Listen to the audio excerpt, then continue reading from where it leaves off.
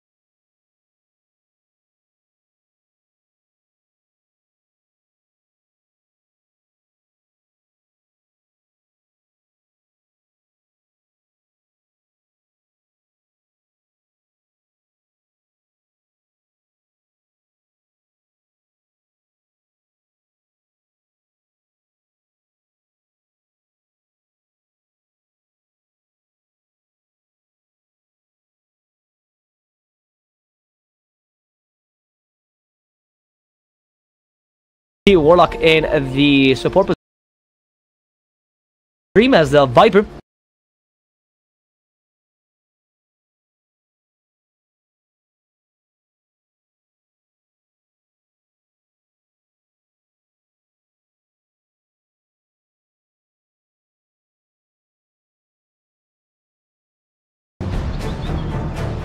Fire Dragoon, the new iteration of Fire Dragoon, apparently, who just comes back for the open.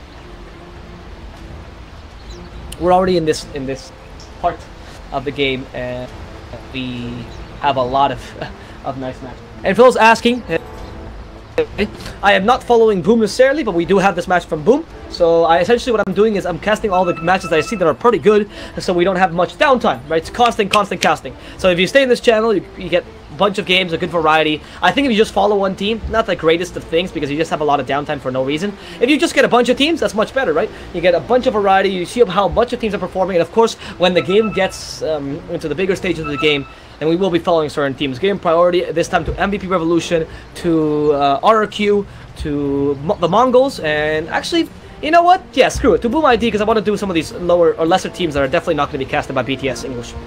Because I'm assuming that they're going to follow MVP Revolution, being the top team here in the open qualifiers. Probably going to be following, what, MVP Revolution, maybe Moogle, because it's Miracle's team, and that's it. Those are the big two teams they're following. We're just going to be casting whatever we see.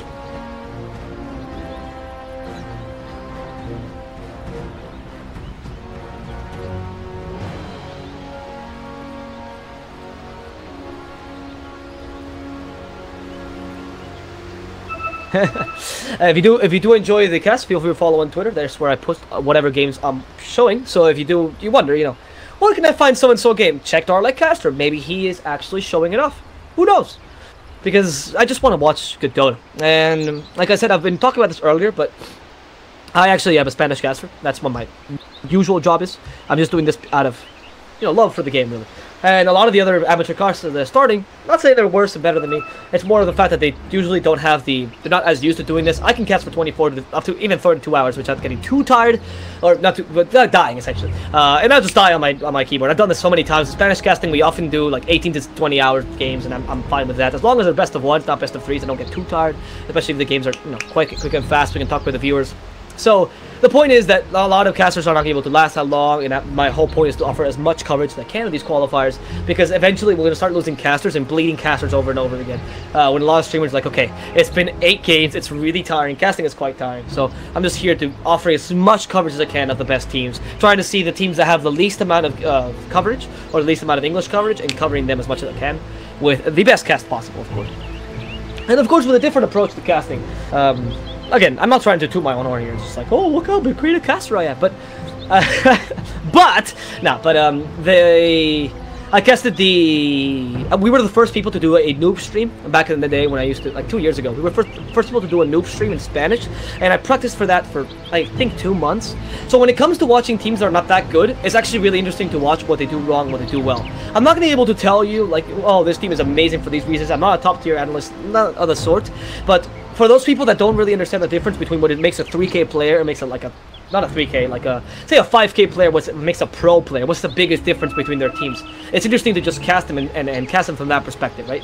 Seeing what the big differences is, what makes a team really good and what makes a team really bad, what are the good choices that more experienced teams makes. I think it's something that many people don't do when casting the open qualifiers, and I want to give that perspective as well.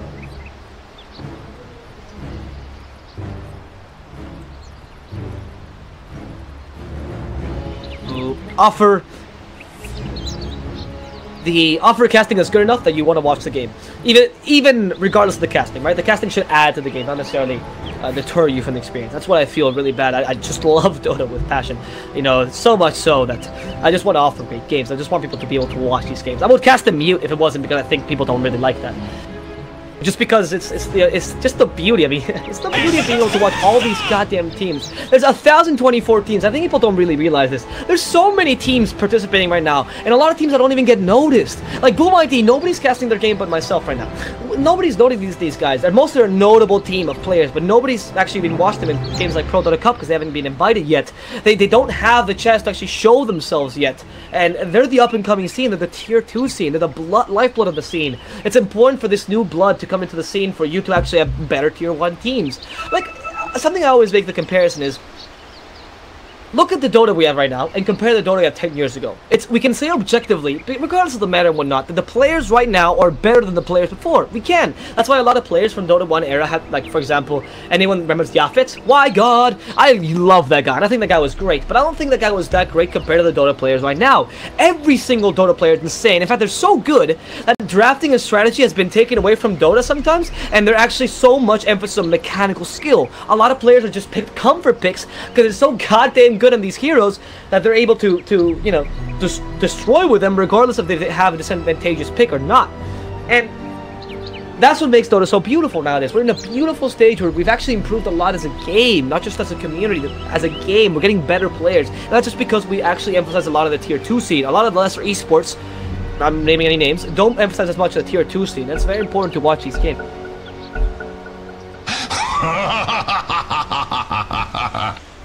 But anyway. The best thing to see, again, when I'm casting is I'll see what the score is for the last game I casted, and games that you miss, or any games that you want to watch. For example, you think they're no casted, I also put the replays up on my YouTube as soon as the day ends. Maybe not this time because it's a 24-hour cast and it'll take me a long time, especially because I have to sleep, but after that, then yeah, I'll do my best to put the replays as soon as possible from all the casts as I recorded and as I cast them as well. And offering them, of course, at 180p, 60 FPS, but better than that for these teams. Right, let's look at the lanes a bit. Now that the pause is finally undergoing, let's analyze a bit. I'm going to see this mid lane. Okay, so in your dream, it's going to have a hard lane in the beginning because, of course, you can't get many levels of your corrosive skin. I would not be surprised if this is more of an offense or a defensive Viper. Maxing corrosive skin, getting 1 point Nether Toxin, 1 point in poison attack, like the old Viper used to play, right? Because otherwise you don't really withstand Lena's damage too well. But you can easily gank the Lena once you're level 4 with just 1 level of poison attack as long as you have a Night Stalker harassing him. Because the Lena can't really offensively turn around and try to kill the Viper as long as you have enough levels of corrosive skin, and the Night Stalker has enough gank ability just with his natural HP. So this lane's gonna go a bit badly for Injured Dream in the beginning, but then improve as the game goes on. Dream. Really, BOOM.ID is a good team? That's nice. I honestly, I don't know them as much because, again, I get most of this information from tournaments and whatnot. I actually don't follow the tier 2 teams much, or the 9K players and whatnot, so let's just see the BOOM.ID can beat RQ. Wow, I did not know that. RQ is my top Indonesian team. I do recognize some of these people used to play in the Private ND, so I can only imagine that there's some overlap there. Anyway. I do know some other players, I just don't know all of them. Right, so that's nice, that's nice. Maybe BOOM.ID will go really far though. That's cool to see. That's unfortunate nobody's casting them then. But I'm also interested in fighter Dragoon. Malaysian Dota has kind of taken a nosedive after... I mean, where is Yamate, for example? Where's Ben? We don't see them anymore, so it's after one... Satu Dua Taiga kind of disbanded. We don't see Malaysian teams really doing it as well anymore. So it's nice to see Fire Dragoon is trying to get the squad back. That's it. The mid lane now is going to completely favor Injured Dream. Alacrity being harassed excessively, and there's Injured Dream destroying him. The regen rune, Brian can't really grab it while the poison attack is on. Doesn't really matter to him. Just gonna steal it off the Viper, so he can't really heal. And Injured Dream not committing to that because it's just wasting a lot of assets in the lane. And for now, they can get a kill in the mid lane against the...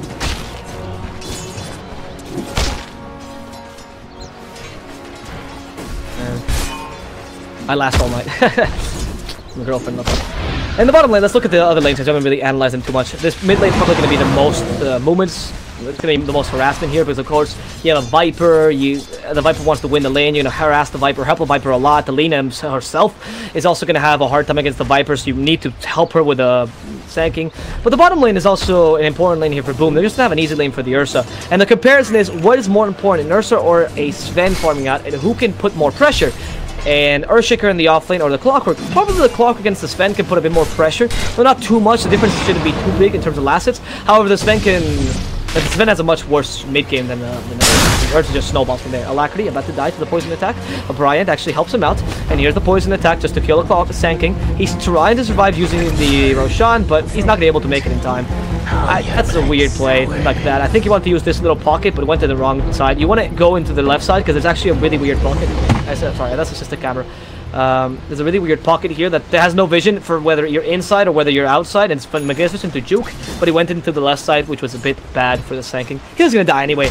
Just those small little plays that you always see Liquid playing with that little pocket. I mean, Liquid love this pocket of vision. Kuroki is like... he pretty much lives there. He's made a little home there, and it's amazing watching his plays with using that. But anyway. There... Injured Dream is not winning this mid lane, actually, unfortunately. Once they start rotating the Sankin, they actually help the Lina quite a lot. And that means that the guy is at BOOM.ID. Oh, wow, that's a lot of line. That's the guys at BOOM.ID now finally being able to utilize that. Any questions about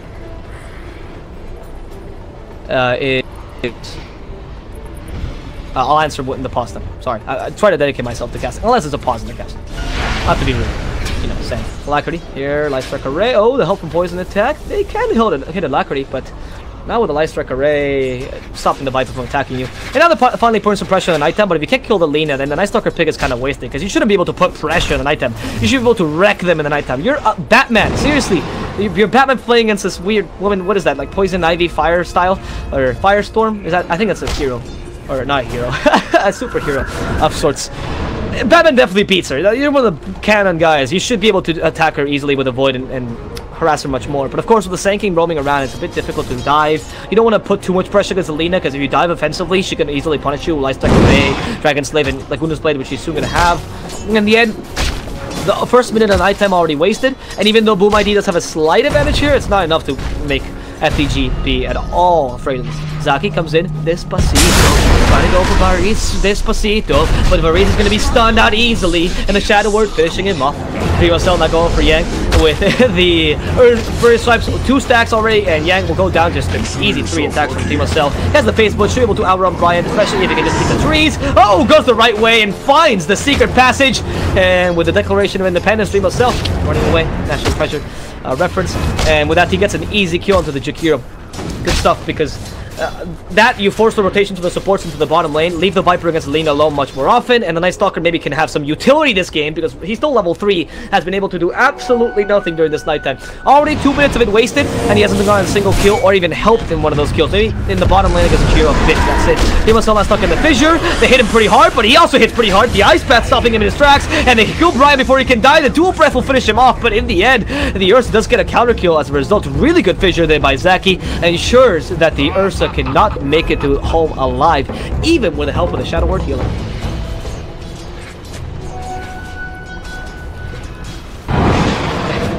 You talk so much in English just like you do in Spanish. Yeah. It turns out my personality hasn't changed that much. Zaki being hurt by the Fatal Bonds. Dreamosol has the base wood with the Ursa. No way you can outrun this, even with the fissure. Should be able to kill him in time. Actually, with the Burrow Strike now, the Dreamosol just gives him one last swipe and should be able to finish him off. Brian, wrong neighborhood, my friend. You don't want a Burrow Strike next to an Ursa. That bear just destroying him if he gets close to it. Radiant's top tower is under attack. That's cool. Cool, Vatis. Let's see. And Boom is actually taking a bit of an advantage now with the Ursa in the bottom lane, but the Sven is still farming pretty well. The only issue I see here is that they really don't have stacks. This is a great ward that BOOM.ID did to stop the stacks, but they haven't even bothered trying to check with Zaki. Now, hit against by Dreamosol using the Enrage offensively, 1 Earth Shock, and the final hit, thanks to the Enrage extra damage, should be able to finish off, or is able to finish off the Earthshaker. Again, more pressure in the bottom lane, but nothing against Selena. That was a poison attack. Ice Path that actually seemed to miss, or it's only level 1. But all this Sven farm means nothing if you can't get Ancient stacks or some other stacks. And this ward is stopping this for the longest of time. How long has this ward been here? It's been here since the beginning. And the guys at Fire Dragoon have not only not noticed this, they haven't taken a single Ancient stack. Because this stack doesn't actually, or single Ancient. Which is bad, because that's how you recover on the Sven. You want to make normal stacks for the Lina and Ancient stacks for the Sven. After all, you did have a pretty decent early game. Don't try to snowball, don't try to go to lane. Use your Earthshaker to try to get more stacks. Because after all, that's really effective. I mean, that's what you want to do in the kind of lineup that you have, which is much more of a late game lineup. If you try to compete in the mid game against an Ursa, you're definitely going to get destroyed. And with this, Alacrity comes in, is actually hit heavily by the... by In Your Dream, and decides to leave the lane. Oh, Yamato's playing low for qualifier. I know, but Yamato is still not relevant. He's not as relevant as he used to be. I wish he was in a team that used to get invited to things. Yamato is not... Like, when have you seen him win things before, Yamato? And he's a good player, mind you. He hasn't won anything in a long time. That's interesting. A 5-minute delay, by the way. That's why I'm not answering your messages. Not that I'm just ignoring you. Okay. Perfect. Sito is voided. Cog is used a bit late. They couldn't even hook shot it there. That was weird. He could use the cogs right as the void came out, but at least they don't. I mean, they don't get the kill there. Meanwhile, in the bottom lane, Dreamosol can dispel all this damage of the Enrage, so he should be perfectly fine. Goes to the Sanking, has no burst, like Enrage to stop the Ice Path, and actually just walks straight away from it as Bryant is destroyed by the Warlock damage. In the end, BOOM.ID will get another kill against the Sanking, getting more snowballing for the Ursa, and again, the net worth for the Ursa above the Lias and above the Svens, even though the Sven should usually beat the Ursa in farm in the early game. This is the lack of stacks. Please try to stack these Ancients. There's no way this ward that's been blocking these Ancients for so long hasn't even done anything. It's ridiculous. You have a Jakiro that keeps going to the bottom lane and dying. A Sankin does the same thing. You might as well just play defensively. It's not like the enemy team can run you down in the early game. They can at most take towers, but the Ursa's not even that great of a pusher. And the Night Stalker can try to dive towers, but again, in the nighttime, not really in the daytime. So utilize the daytime for something, right? As opposed to just showing yourself in lane and letting yourself be killed. There's no need to put aggression when... I mean, there's no need to put aggression against an Ursa. There's really no need. Alacrity is already doing well enough. If the goal here is to try to get more space for the Lina, that might be what they're trying to do. Like getting more space for the Lina, getting a bit more space so that the Ursa doesn't really rotate against the Sven. There is an Ancient stack here, which they have been making, so that's pretty good. It's still only a triple stack, but I guess it's not bad. That's weird. How did that get blocked? How? What? How did that get blocked? Oh wow, that's the weirdest blocks ever. I shouldn't have gotten blocked. That's unfortunate for Perfect. He should have been able to get that, but regardless, that's only a triple stack, which is not that big for the Sven. But hey, they're starting to make a bit of stacks. More stacks in the jungle for the Lina would also help out a bit. They give a lot of space for the Sven, but now the Ursa starts rotating. The clock has enough gold to actually start rotating. That's why those supports probably show themselves and sacrifice themselves in the bottom lane. It's not great to give kills to the Ursa, but it's good enough for if the kills mean more space or more farm on the Sven. And now a smoke. Dire's top tower. I'm gonna cast as much as I can until I die. I'm gonna cast as much as I can until I die. I think today I have pretty Pro Dota Cup later on. That's probably the only thing I can't cast, but I'm gonna cast as much as I can. Hell, after Pro Dota Cup, I'm just coming back here. If I can. If I don't die. Magic Stick available for Earthshaker. Now we're gonna chat Dota. There you go, BOOM.ID with Darkness. The goal is to go on perfect. Oh, the hook shot. Same to Lucas. Hits him, but of course the Cogs is gonna come suicide as Alacrity blows him up with the Laguna's play. The Cogs pushes her away. But the Cogs pushes her away, but the Alacrity should still be able to TP. There's no void to stop her. In fact, that gets a great ice battle. So in the end, FTG get a pretty good kill. Now the burst, like everyone seems really confused at this initiation. Zaki gets the fissure. In the end, Fire Dragoon get a kill. A very, very weird kill, and the guys at BOOM.ID can't really do much more than that. They should start at least pushing a bit with the golem. They committed a lot to that team fight. Dire's middle tower is under attack.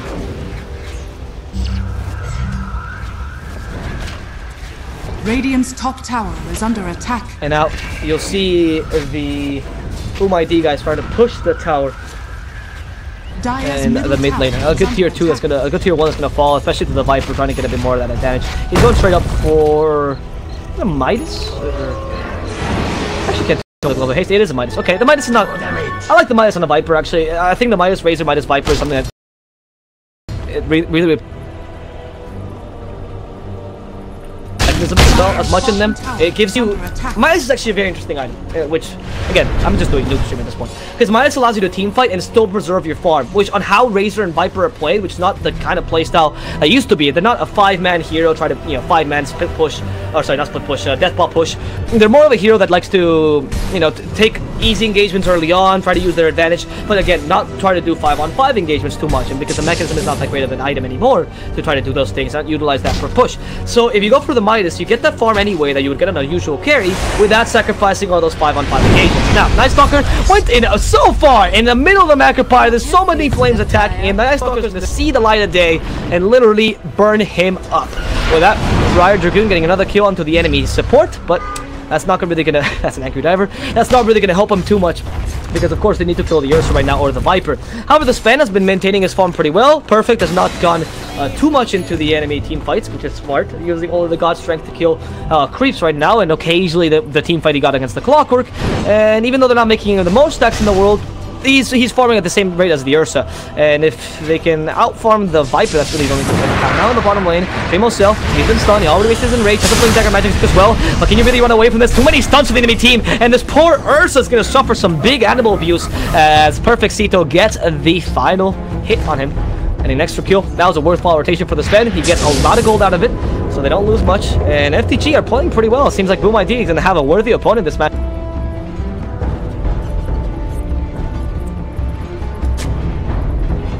With this, Brian on the top lane, they find a Night Stalker. Again, too many stuns. This team, how do you run out of them? If they catch you in a difficult position, they actually have a stun on every single person on their team.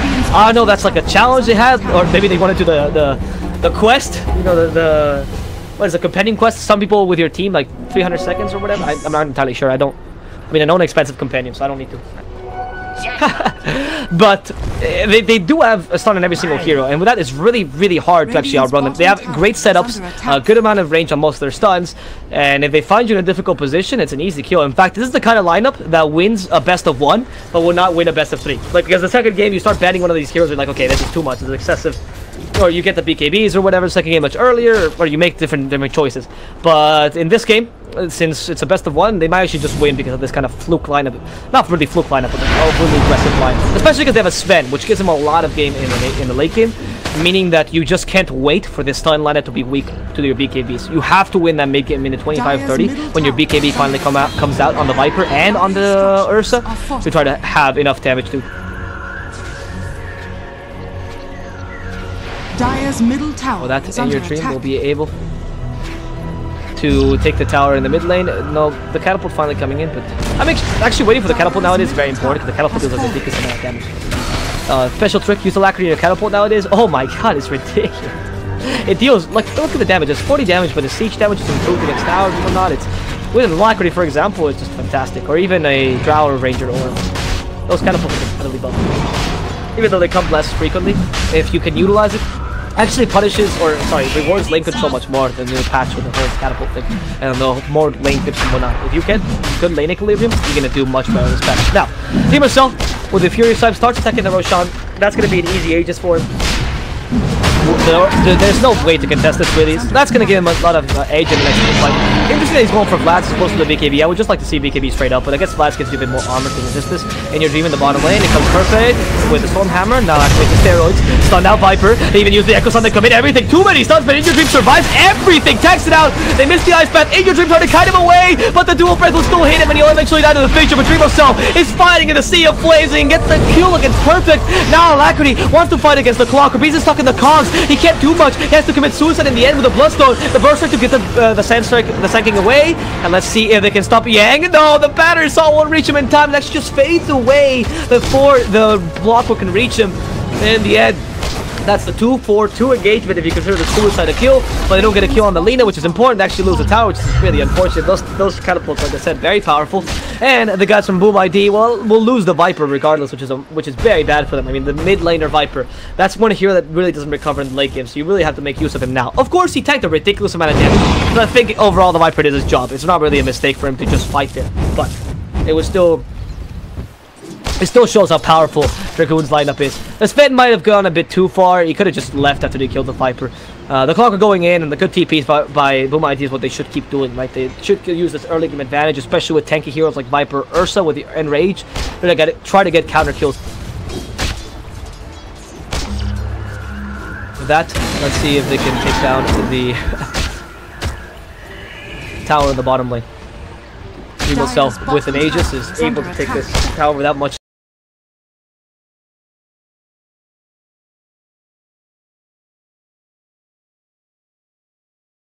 Has to kill you twice, right? You can stun lock the Ursa as much as you want, but you can't kill him twice. That's gonna be hard. So tower goes down. That's really unfortunate that they can't really defend that, but of course against an Aegis it's just really hard. BOOM.ID bring the Saint Lucas guy to blame mail first. Option. And right now, I think they're just supposed to get a bit of farm in the core items. The Heaven Salvage is a really good idea to stop a Sven, actually. But I do like to see a BKB, for example, for In Your Dream. That's exact. And Dream also with the Fury Swipes. You just run in and kill the Lina. Actually, they probably can react. Unless, I mean, they can't TP in time. Another power usually once they do the double empower, that's usually why you prepare the empower beforehand. Also has Varage, but of course they didn't have vision of the Lina. It's very important to perhaps get an offensive ward over here, maybe get an offensive ward over here to see some report rotations or even around this area, so you can see that area and try to get the kills with the Ursa. Now it has Blink Dagger. You have much more mobility, but you can't use it if the enemy team is constantly going to be either together or farming safely. I mean, Fire Dragoon is clearly not a weak team. It's clearly not a team that's just gonna farm alone and show himself up on the map. They're not going to show themselves knowing that they're losing against an Ursa or knowing that they have to fight against an Ursa with an Aegis. They're going to smoke gank, get easy kills whenever they can, whenever they see someone in a difficult position. And more importantly, you're also going to be able to use the offensive warding that FTG is putting up to really destroy the guys at BOOM.ID. And with that, the Clockhook is going to channel his TP and just walk away. By the way, for all of these people that are following my Twitch, I do suggest that you follow me on Twitter more than Twitch. Even if you don't, I mean, if you do use Twitter. Mainly because I use Twitch sometimes for Spanish casting, so... or for Spanish streams, or just streams. So if you want to just see actual casting, Twitter is your best bet. Just saying. Just do exclamation on Twitter, and then you'll see it. If you do enjoy the casting, if you hate me in my casting, please, I mean, don't follow me. just play me in chat and tell me why you hate me. I'm all up for improving, right? Anyway, thanking for the Blink Dagger. And Brian God is now going to be able to have a bit more initiative, a bit more team fight. And we'll stop Fire Dragoon a bit more easily. That's good. As In Your Dream proceeds to push down this tower, it's going to be a tower trade. Okay, again, tower trades are, I guess, more beneficial to a team that has more of an early game. And in fact, if they can get some counter kills here in the bottom lane, they either lose the Ursa. It's been destroyed in a couple hits, but usually the Aegis, no big deal. The Echo Slam. Oh no, the Night Stalker's also going to go down. And FTG get 2 kills really easily, not going to walk away. or risk runaway rather. FTG don't really need to commit to this because they already took the tier 2 tower anyway. The Ursa got destroyed. They lost the Aegis, which was going to be reclaimed anyway in 40 seconds. No big deal there. While taking the kill on Night Stalker, they wasted their ultimate. It's low cooldown spells. They can just wait, try to farm, and go back again soon enough. With 1k gold difference, you can see the difference in terms of farming speed, which is that, yeah, with Sven fighting against an Ursa, there's no way that Ursa's going to outfarm a Sven. Even though he went for this very smart pick of a Diffusal Blade, being able to dispel Warcry, being able to dispel possible Ghost Scepter on Alina, and of course slowing down the Sven, which is very important. You still have a Sven that's going to outfarm you most of the time, and if he gets BKB, you're going to lose most of the things you have to kite him.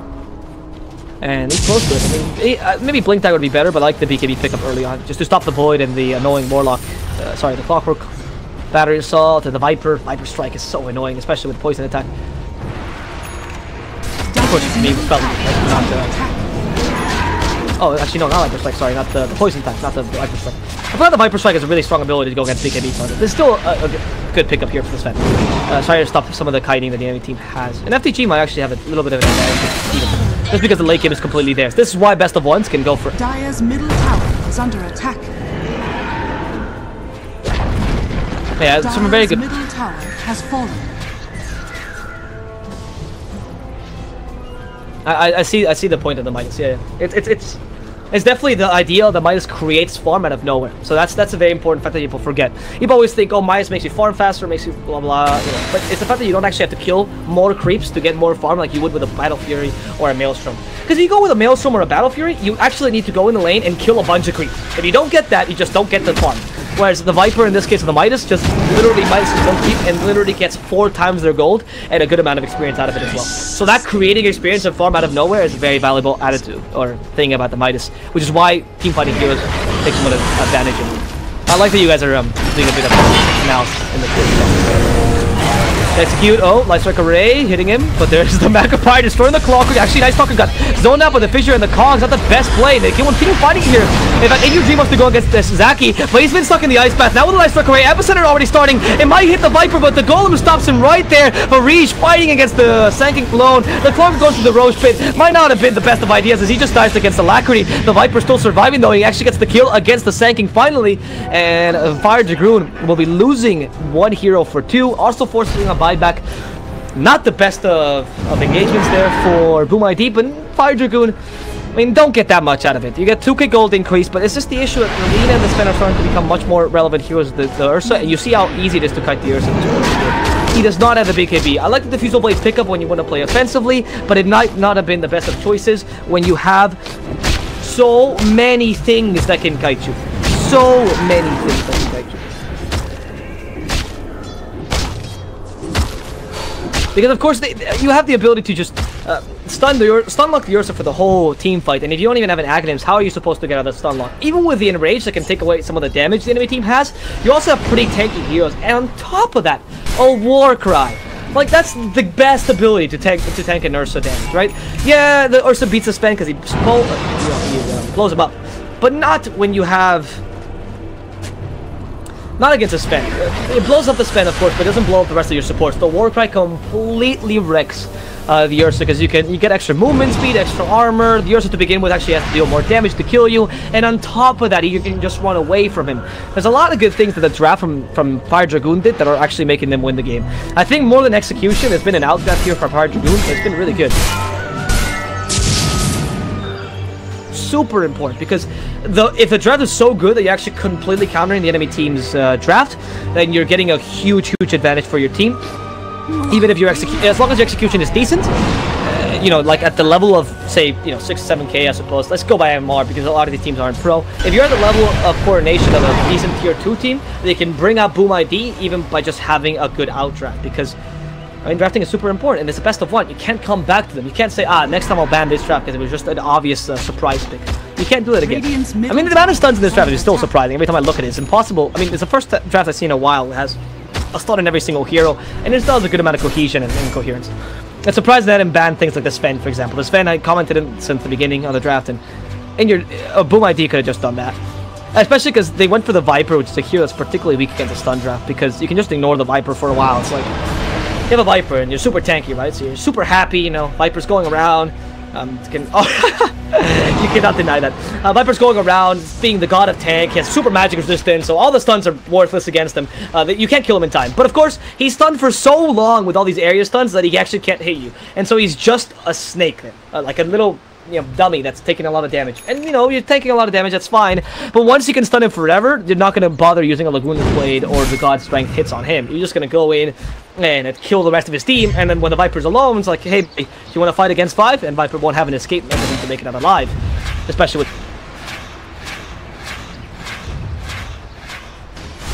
For this, let's see. Berserk onto the Clockwork. The Blade Mail from St. Lucas will survive some of the damage. They can't really commit an epicenter to that because, of course, the Blade Mail can just destroy the Sanking.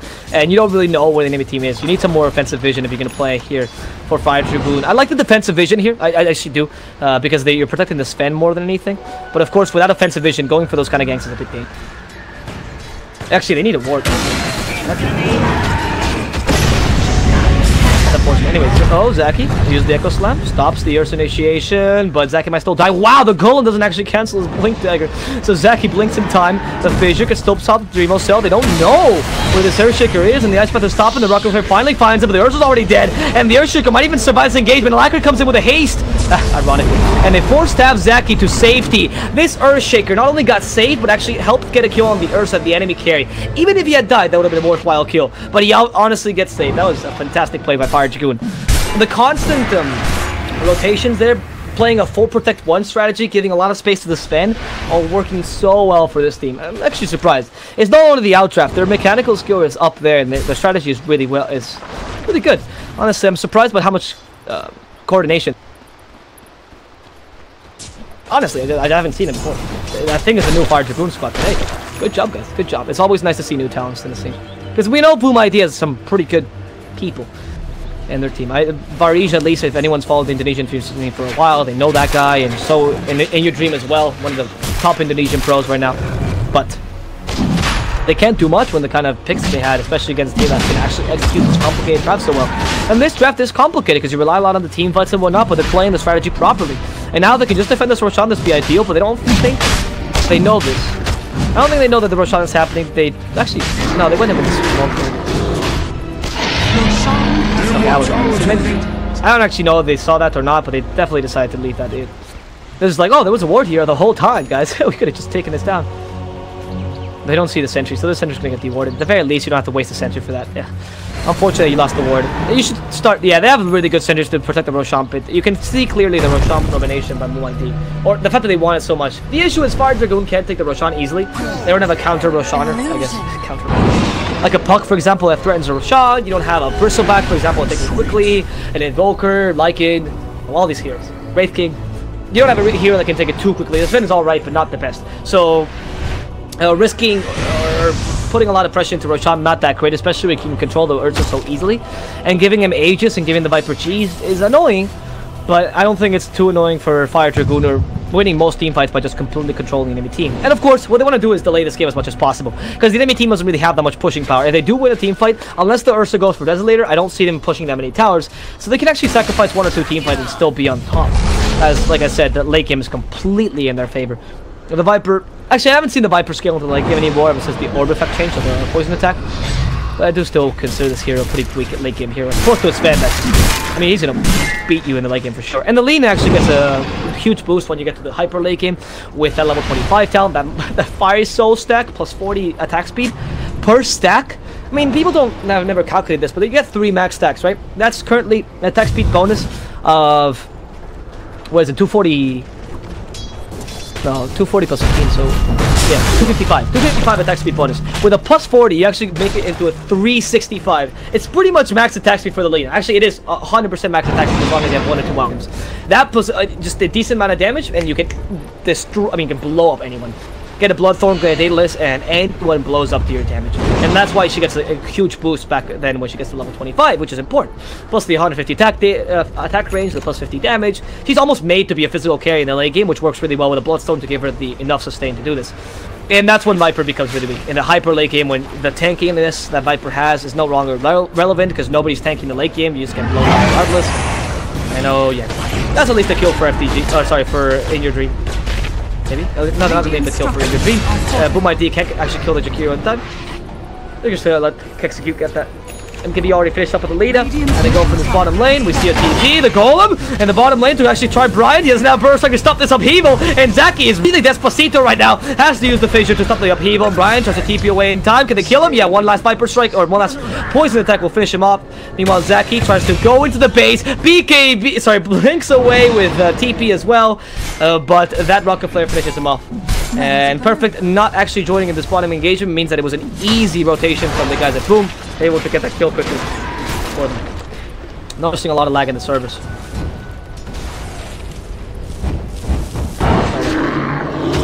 Also, because of uploading all night, I wasn't able to really start the computer. Well, I'm gonna be up.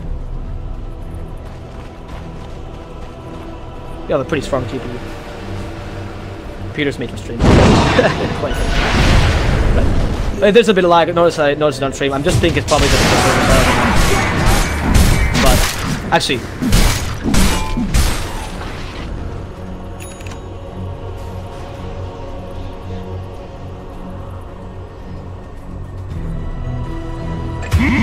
Monster kill!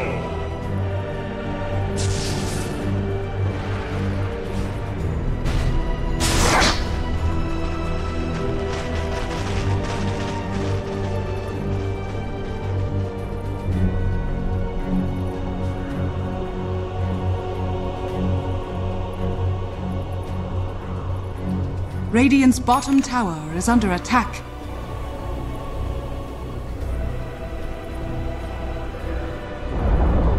Radiant's bottom tower has fallen.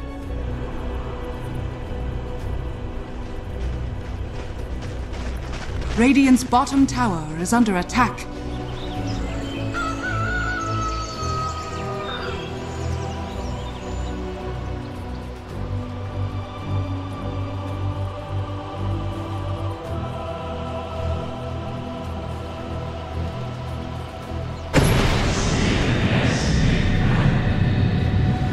Sustains, gold remains.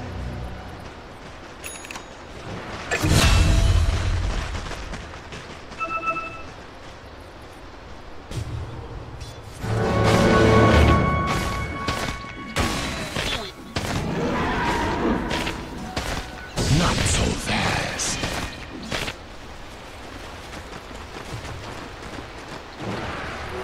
I'll take your tribute.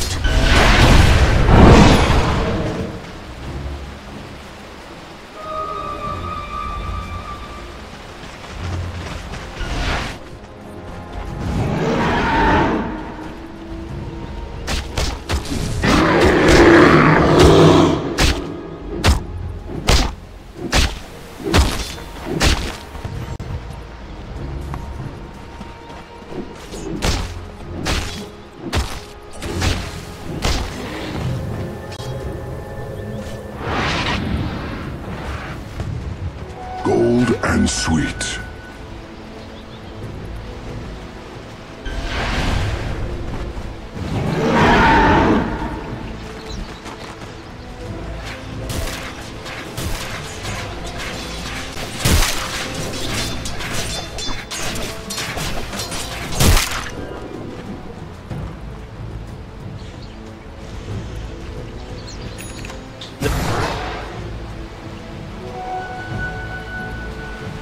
Yes!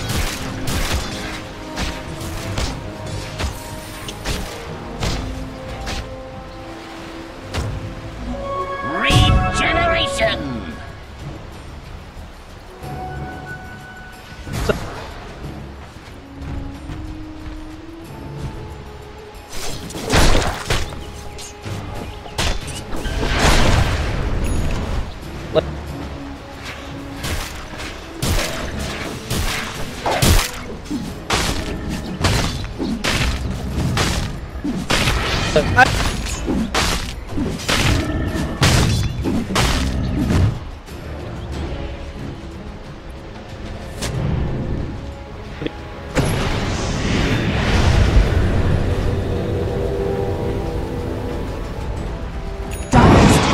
Is under attack.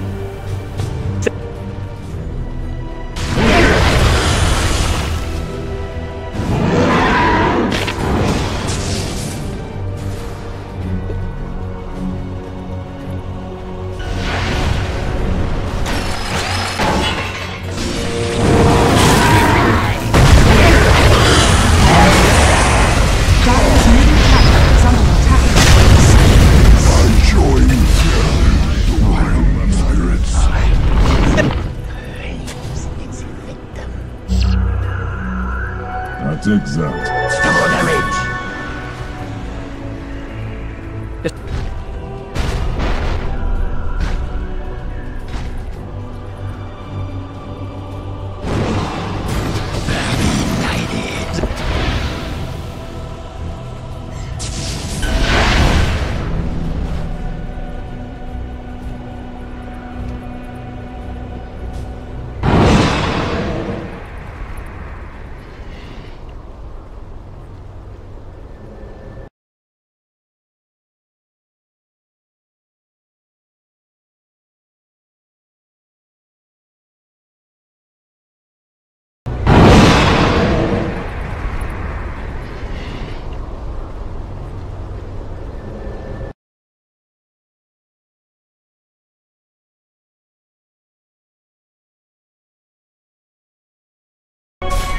Haste!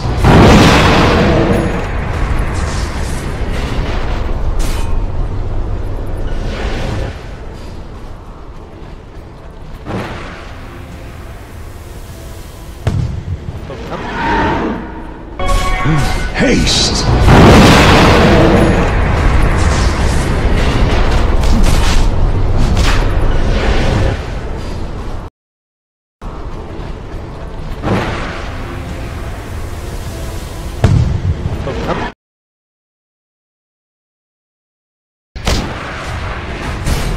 This sustains. Gold remains. Roshan has fallen to the Radiant. Immortality.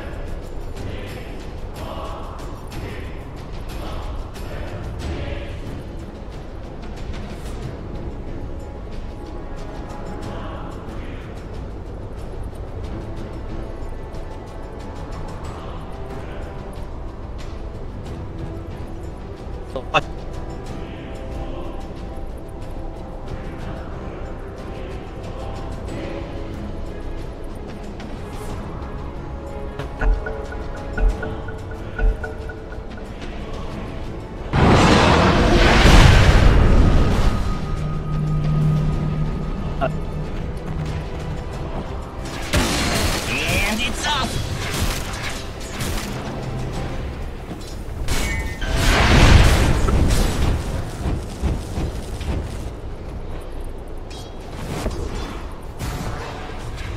Dire's top tower is under attack.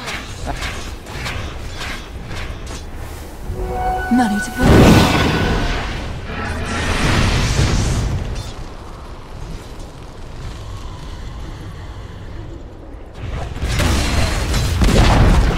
Dire's top tower has fallen. I'll take your tribute.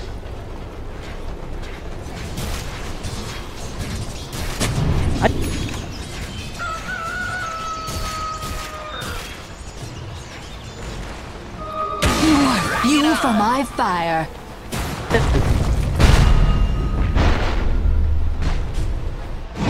Gold and sweet.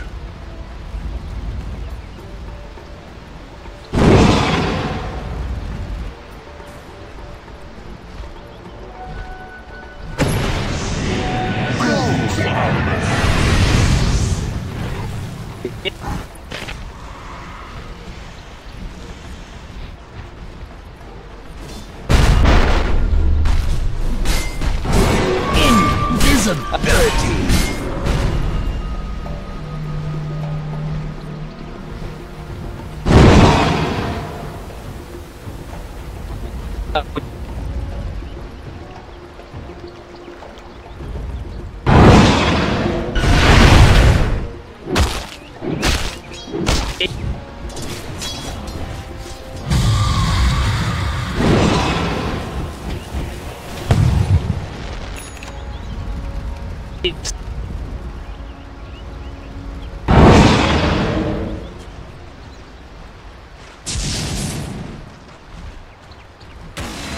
Get on!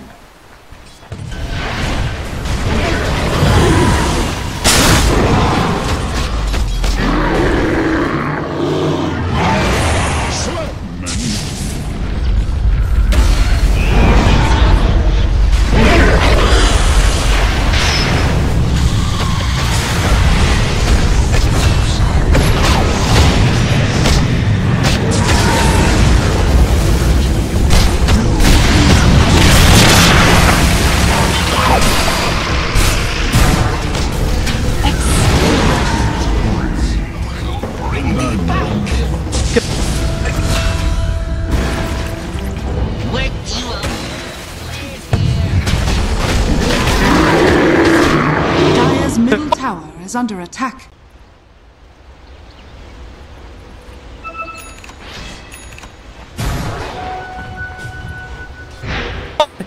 Boom! There it goes!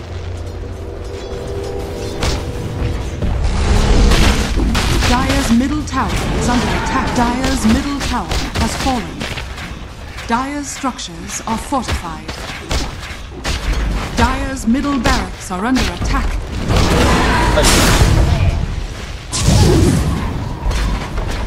Dire's middle barracks has fallen. Dire's bottom tower is under attack.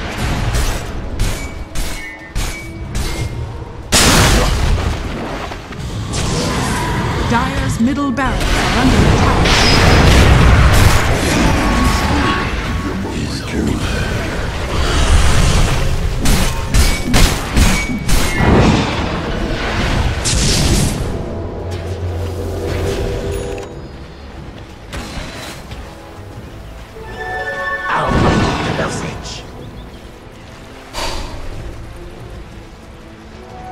Radiant's middle tower is under attack.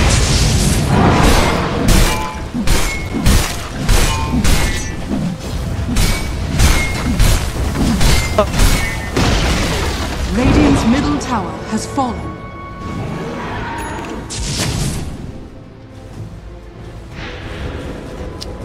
Radiant structures are fortified.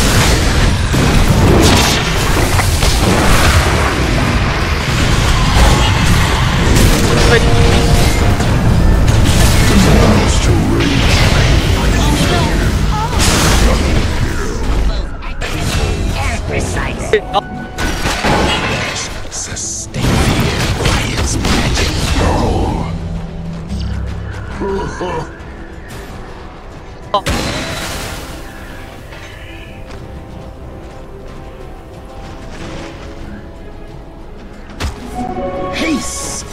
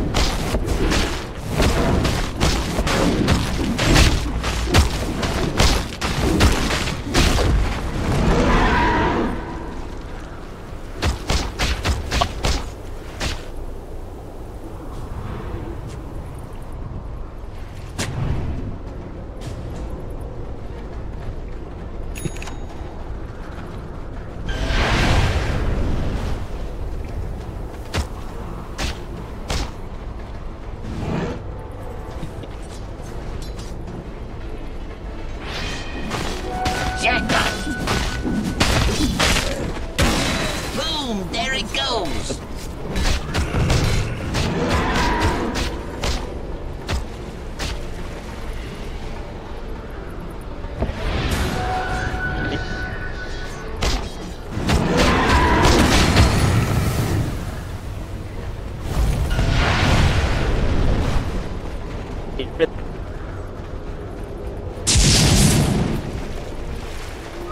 More fuel for my fire.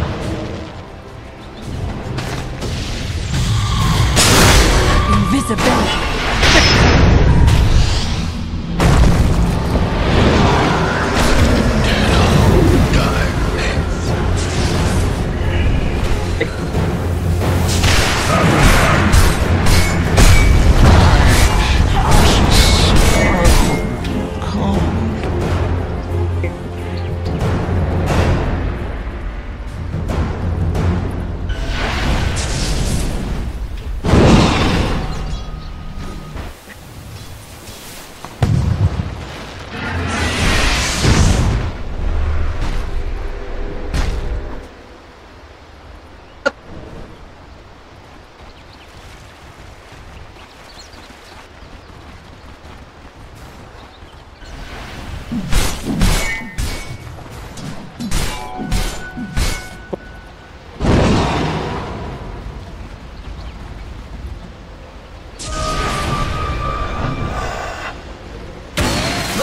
There it goes.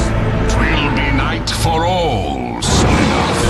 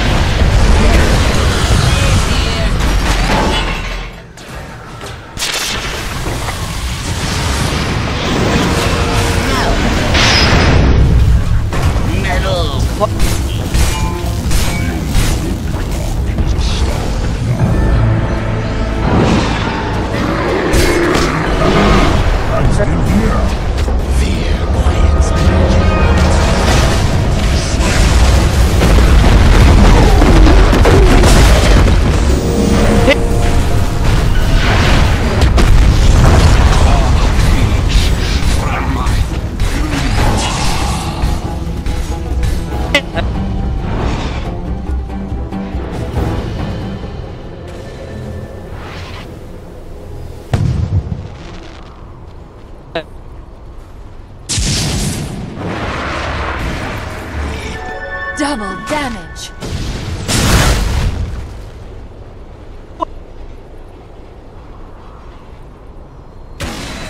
With flair.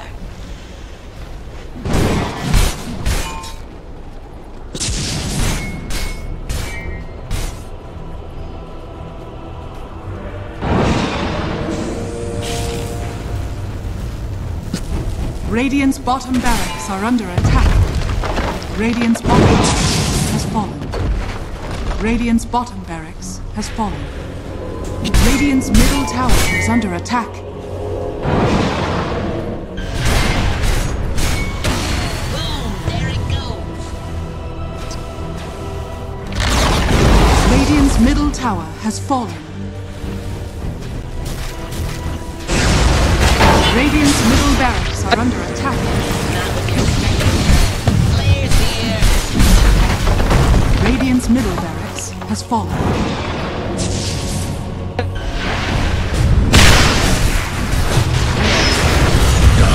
Is the grave.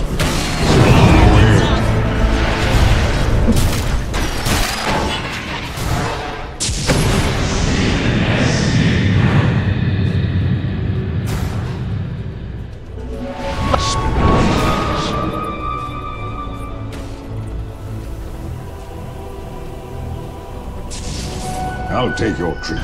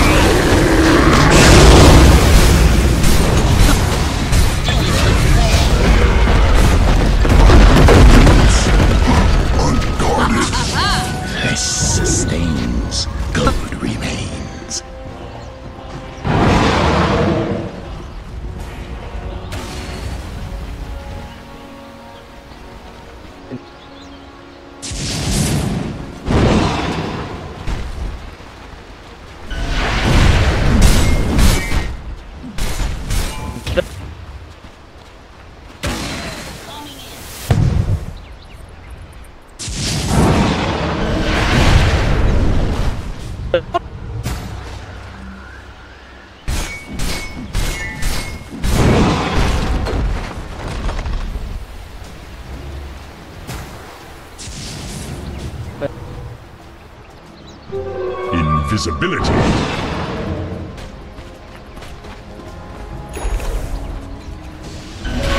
Generation. Yes.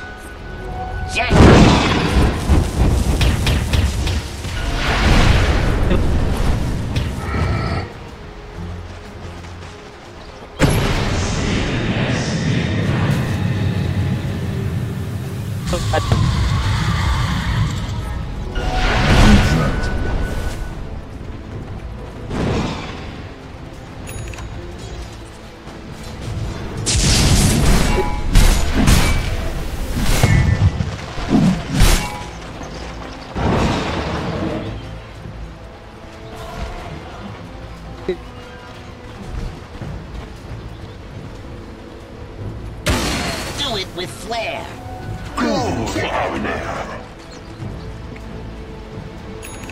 Gold and sweet.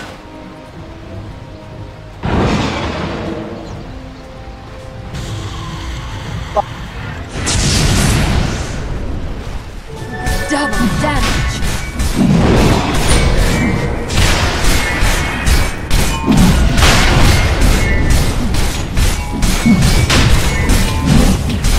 Your son has fallen to the dead. Fatality.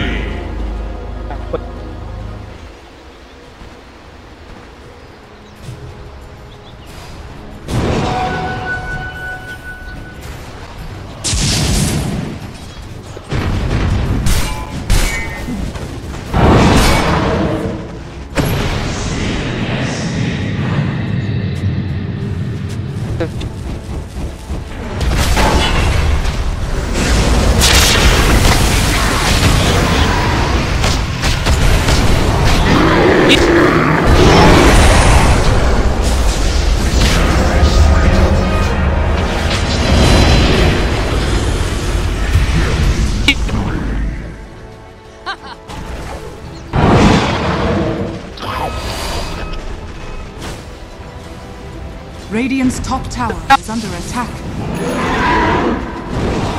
Radiant structures are fortified.